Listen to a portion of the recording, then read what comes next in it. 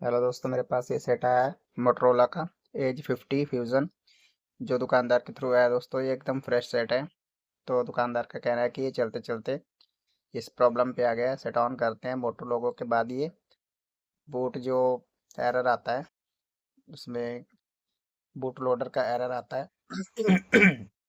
बस ये जो रेड रेड लिखा रहा है नीचे बूट लोडर का एरर देकर इतने पे स्टक रहता है। वॉल्यूम अप डाउन प्रेस करके भी देख लिया, रिबूट करके देख लिया, रिकवरी में भी जाता है, तो ऐसे ही रिस्टार्ट होता है, फिर ऐसे हो जाता है। ठीक है, तो इसकी प्रॉब्लम दोस्तों कई बार क्या होता है, सेट गिरने से सीपीयू के जैसे भी होता है। और कोई जैसे एफआरपी करने की प्रैक्टिस करता है, कोई ट्राई करता है टूल से, तो उसके वजह से भी होता है। और अपडेट की प्रॉब्लम से भी हो सकता है। तो मैंने पूछा दुकानदार से, तो उसने कहा कि मुझे इतना नहीं पता। कस्टमर ने कहा कि बस ये चलते चलते हो गया है। तो इसका बैक पैनल वगैरह सब खोल के मेरे पास आया दोस्तों। तो देखिए, इसको मैं पेज यहाँ पे खोल रहा हूँ इसका। दुकानदार ने बैटरी निकाल के बोला, मैंने लगा के चेक किया था, नहीं चला। फिर वो मेरे पास लाया। अब मैं इसको चेक करूंगा, खोल के पेज खोलते हैं उसका। उसके बाद चेक करते हैं क्या कंडीशन है सेट का। तो ये प्रॉब्लम सीपीयू से भी आता है। मैंने इसके पहले भी 50 फ्यूजन सीपीयू यही सेम प्रॉब्लम था, रिकवरी में जाता था। तो सीपीयू रिवॉल्व करके मैंने इसको ठीक किया था।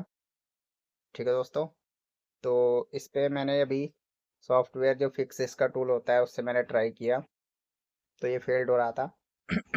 फ्लैशिंग नहीं हो रहा था मोटो का टूल जो है, तो फ्लैशिंग नहीं हो रहा था। इसलिए मैं अब इसको खोलकर इसका सीपीयू रिवॉल्व करूंगा, और रिवॉल्व करने के बाद देखते हैं सेट हमारा सॉल्व होता है, प्रॉब्लम सेट ऑन होता है या नहीं होता है।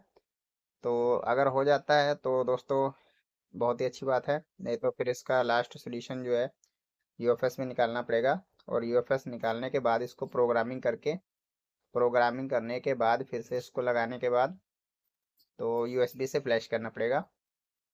क्योंकि F64 बॉक्स से तो यूएफएस प्रोग्रामिंग करके कॉलाकॉम और एमटी के एसपीडी तकरीबन लगभग सारे सेट हो जाते हैं। लेकिन मोटोरोला का अभी तक मैंने जितने सेट प्रोग्रामिंग किया है, F64 से फ्लैश करने के बाद वो रिकवरी मोड में जाता है, तो ऑन नहीं होता है। तो इसको फ्लैशिंग यूएसबी से करना पड़ता है। ठीक है, तो अभी हम इसका पीसीबी बाहर निकालते हैं। पीसीबी बाहर निकालने के बाद इसको हम सीपीयू निकालेंगे। तो दोस्तों कैमरा वगैरह आपको पीसीबी से अलग ही कर लेना, क्योंकि हीट का काम करते हैं तो कैमरा ख़राब होने का रिस्क रहता है, लेंस इसके ख़राब हो जाते हैं। इसलिए ये सब चीज़ें पहले निकाल के रख देना है। ठीक है, तो वीडियो पे बने रहें और लास्ट तक ज़रूर देखें। देखें, मैंने सीपीयू रिवॉल्व करने से इसको ठीक किया या प्रोग्रामिंग से। अभी देखिए बोर्ड एकदम फ्रेश है। इसकी शील्ड वगैरह भी एकदम सील पैक है, कंपनी की लगी हुई है, तो किसी ने इस पे छेड़छाड़ नहीं किया हुआ है। तो अभी हम इसको पीसीबी स्टैंड में पीसीबी को फिक्स करके इसका ग्लू जो होता है सीपीयू उसको काटेंगे। ठीक है, इसमें ग्लू बहुत हल्की लगी होती है। आराम से इसको हम हीट गन जो हमारी है उसको 270 हीट कर देनी है, और एयर हमारी 40 रखेंगे। इससे जो सीपीयू के साइड साइड में ब्लैक पेस्ट लगी होती है उसको आराम से काटेंगे। ठीक है, इसको इतनी हीट पे काटने से क्या होता है, जो आसपास के कंडेंसर कॉइल वगैरह लगे होते हैं ये वहाँ से अपनी जगह से हिलते नहीं है, सिर्फ पेस्ट आपकी कट जाती है। उसके बाद सीपीयू का जो टेम्परेचर निकालने का है वो आपको 400 रखना है, और एयर जो है हमारी 40। ठीक है, तो अभी हमने इसका शील्ड काटना है। ऊपर की अभी जो हमने हीट सिंक टेप लगी हुई थी उसको निकाल दिया। तो अभी इसका शील्ड काटेंगे कटर से।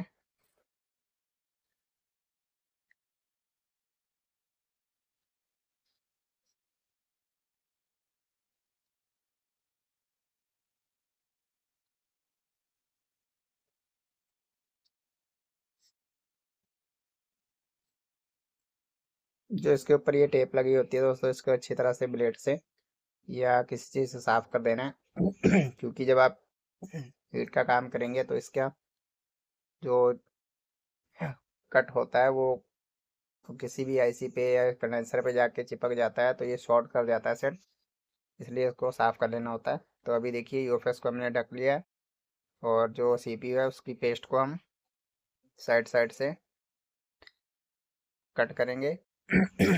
और पेस्ट जब हमारी चारों साइड की कट जाएगी तो इसमें फ्लक्स डालेंगे। फ्लक्स पेस्ट डालने के बाद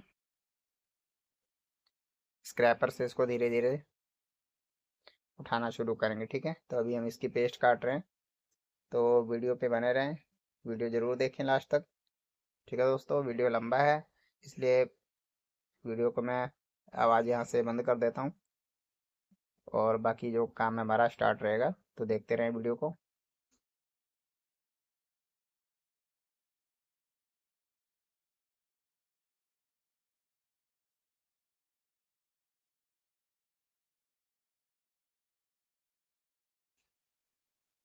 ठीक है, तो अभी इसकी पेस्ट जो है वो चारों साइड से कट चुकी है।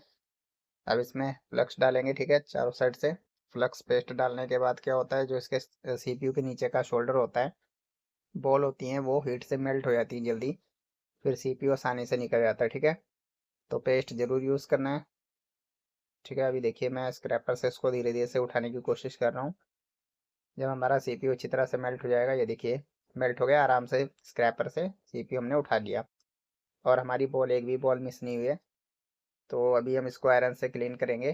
ठीक है, जो इसका सीपीयू का शोल्डर होता है उसको आयरन से क्लीन कर लेंगे। क्लीन करने के बाद इसका जो पेस्ट है वो साफ़ करेंगे, फिर उसके बाद सीपीयू रिवॉल्व करके इस पर फिक्स करेंगे, और फिक्स करके देखेंगे कि ये प्रॉब्लम सॉल्व होती है या नहीं। ठीक है, उसके बाद हम अगर सॉल्व हो जाती है तो अच्छी बात है, नहीं तो ये ऑफिस पे काम करना पड़ेगा। तो ये प्रॉब्लम मोटो फ्यूज़न 50 में सीपीयू से ज़्यादातर आती है, और प्रोग्रामिंग का भी मैटर होता है, लेकिन एक सेट मैंने सीपीयू से किया हुआ है, ड्रॉप डाउन केस में आया था, तो उस वजह से मैं इसमें भी सीपीयू करने जा रहा हूँ, क्योंकि यूएसबी से फ्लैशिंग भी ये फेल्ड हो रहा था। ठीक है दोस्तों, तो अभी सीपीयू निकालने के बाद इसको हम साइड साइड से, जो इसकी ब्लैक पेस्ट लगी हुई है सीपीयू साइड, उसको सारा क्लीन करेंगे। बीच में जो लगी है उसको क्लीन करेंगे, ताकि हमारा सीपीयू अच्छे से बैठे और ये सारी बोलें जो हम अच्छी तरह से साफ़ कर सकें शील्ड वायर से।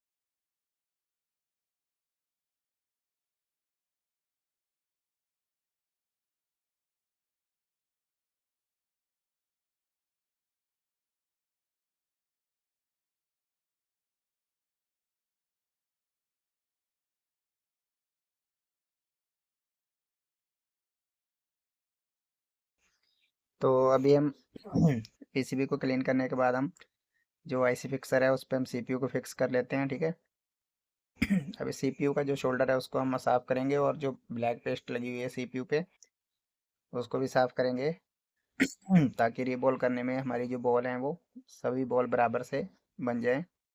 ठीक है, फ्लक्स डालने के बाद आयरन से इसको हम क्लीन करेंगे। क्लीन करने के बाद फिर आईसी को रीबॉल करेंगे। तो वीडियो में देखते रहे कैसे हम इसको क्लीन कर रहे हैं। बिल्कुल हल्के हाथ से इसको क्लीन करना होता है, नहीं तो जो सीपीयू हमारा स्क्रैच हो जाता है, फिर सेट बनना मुश्किल हो जाता है। फिर इसके लिए हमें इसका यूवी स्टेंसिल पे मेहनत करनी पड़ती है। तो कुछ मॉडल की यूवी स्टेंसिल नहीं मिल पाती है, तो सेट डेड हो जाता है, इसलिए सीपीयू स्क्रैच हो जाता है। तो इसको बहुत ही हल्के हाथ से और सफाई से काम करना पड़ेगा।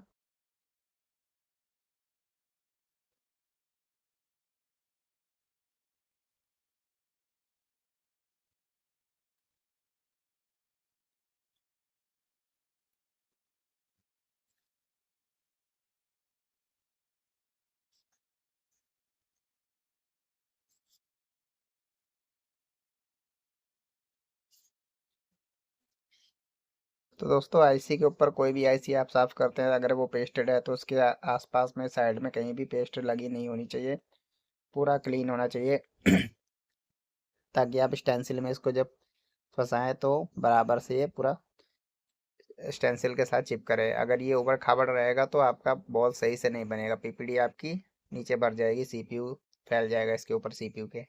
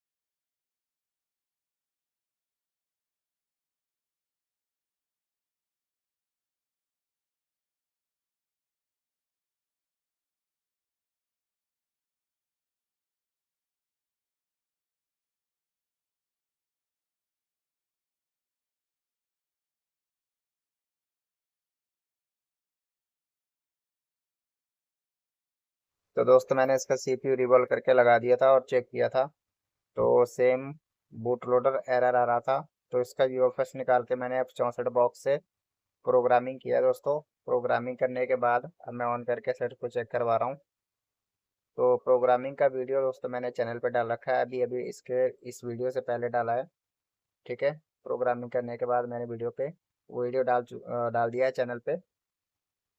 तो ये वीडियो मैं अभी अपलोड करूंगा, इसके जस्ट पहले मैंने जो अपलोड किया है F64 से फ्यूजन 50 प्रोग्रामिंग की वीडियो ही डाली है। उसमें मैंने बताया कैसे इसको प्रोग्रामिंग करना होता है। ठीक है, तो दोस्तों प्रोग्रामिंग करने के बाद ही मेरा सेट फुल ऑन हुआ है। तो वीडियो ये देखिए, यहाँ से 48 चार्जिंग दिखा रहा है। पहले चार्जर हम लगाते थे तो बूट लोडर एरर आ जाता था। ठीक है दोस्तों, तो इसको प्रोग्रामिंग किया, उसके बाद प्रोग्रामिंग करने के बाद मैंने यूएफएस लगाया और सेट को ऑन किया तो फुल ऑन हो गया। ठीक है दोस्तों, तो ये प्रॉब्लम सीपीयू से नहीं थी, ये यूएफएस प्रोग्रामिंग करने के बाद सॉल्व हुआ है। तो दोस्तों आपके पास ऐसा सेट आता है तो अगर आप पहले कोई सीपीयू से ये फॉल्ट ठीक कर चुके हैं तभी सीपीयू पे काम करिए, नहीं तो आप डायरेक्ट यूएफएस निकालिए और यूएफएस निकालने के बाद उसको प्रोग्रामिंग करिए। तो प्रोग्रामिंग करने के बाद सेट आपका फुल ऑन हो जाएगा। दोस्तों ज़रूरी नहीं है कि आपका यूएफएस इन्फो ओके दे रहा है तो आप ये सोचें कि हाँ यूएफएस से प्रॉब्लम नहीं है। आजकल यूएफएस में बहुत प्रॉब्लम आ रही है, यूएफएस इन्फो सारी ओके देगा लेकिन प्रोग्रामिंग का उसमें मैटर होता है। इसलिए सेट रीस्टार्ट या हैंग ऑन लोगो या कोई एरर आता है तो आप उसको प्रोग्रामिंग जरूर करें अगर यूएसबी से फ्लैशिंग नहीं हो रहा है तो। ठीक है दोस्तों, देखिए पूरा सेट ऑन हो चुका है। डायल पैड 1 2 3 4 5 सब ओके चल रहा है। ठीक है, तो दोस्तों वीडियो कैसा लगा तो कमेंट में ज़रूर बताइए, और आपके पास अगर सेम प्रॉब्लम